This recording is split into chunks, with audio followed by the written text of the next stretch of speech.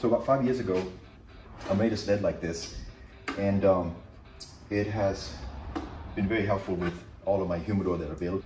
The struggle that I have is that when you make a box miter and on a table saw, and you angle a blade, you cut on the same side of the blade, both left piece and right piece. And when you do, you get the same angle on the miter. In addition to that, when you're running a blade on an angle, it has a tendency to want to move the wood. So you get very hard to get a true 90 and a true 45 on the face. So what I did back 5 years ago is I built something similar to this, and what happened is that the blade stays upright, and in this case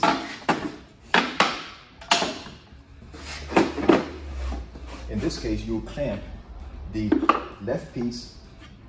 So if you have a box like this, here's the left piece and the right piece. The left piece goes over here and the right piece goes here. So if this is 90 and the blade is not 100% 45, you compensate by going to the other side of the blade. Well, the first one that I made worked well, but there was a lot of improvement that could be made to it. So that is what I've done now. And because of the request that I've gotten for plans, I've put together a set of plans for this as well.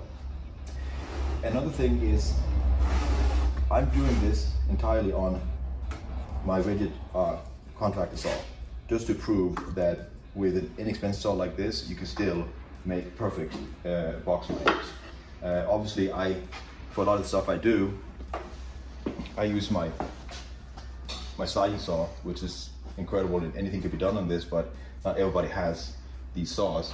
So I wanted to build it on this contractor saw just to prove that even with an inexpensive saw like this, you can still make phenomenal